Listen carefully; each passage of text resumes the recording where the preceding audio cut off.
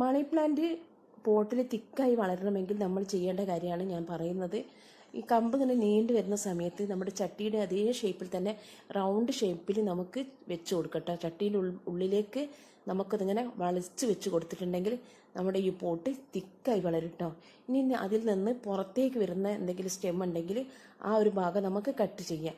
അപ്പോൾ ഇതിൽ ഇത്രയും നീളത്തിലുള്ള ഒരു തണ്ടാണ് ഞാനിതിൽ ഈ ഒരു പോട്ടിൽ ഇങ്ങനെ വളച്ച് വെച്ച് കൊടുത്തത്.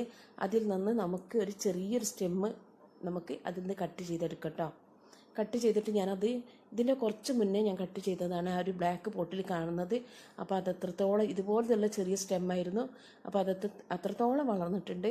അപ്പോൾ ഇത് ഞാൻ വെള്ളത്തിലാണ് കേട്ടോ വെച്ച് കൊടുക്കുന്നത്. അപ്പോൾ ഇനി നമുക്കൊന്ന് ഇതിൻ്റെ പുറത്തേക്ക് ഇതൊരു സ്റ്റെമ്മ് അതിങ്ങനെ തന്നെ വെച്ച് കൊടുത്ത് ഇനി പുറത്തേക്കുണ്ടെങ്കിൽ അതും കൂടി നമുക്കതിൽ നിന്ന് കട്ട് ചെയ്തിട്ട് നമുക്ക് വെള്ളത്തിലേക്ക് വെച്ച് കൊടുക്കാം. വെള്ളത്തിലോ മണ്ണിലോ, ഞാൻ തൽക്കാലം വെള്ളത്തിലാണ് വെച്ച് കൊടുക്കുന്നത്. അപ്പോൾ ആ ഒരു ഭാഗം കൂടി ഞാൻ കട്ട് ചെയ്ത് കൊടുത്തിട്ടുണ്ട്. അപ്പോൾ ഇപ്പോൾ നോക്കുമ്പോൾ ഏകദേശം നമ്മുടെ പോട്ട് കണ്ടില്ല തിക്കായി വളരുന്നുണ്ട്. കഴിയുന്നത് നമ്മൾ എന്താ ചെയ്യുന്നത്, ഇപ്പോൾ ഒരു ബ്ലാക്ക് പോട്ടിലുള്ളത് എന്താ ചെയ്യേണ്ടത്, നമ്മൾ അത് ഇങ്ങനെ നീണ്ടി വരുമ്പോൾ അതിൽ തന്നെ ചുറ്റി കൊടുത്താൽ മതി കേട്ടോ.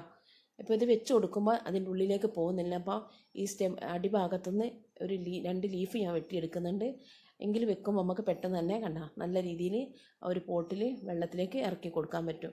ഇതിപ്പോൾ 2 ആഴ്ച ആവണ്ട, ഒരാഴ്ച കഴിയുമ്പോഴൊക്കെ തന്നെ അതിൽ വേര് വരും കേട്ടോ.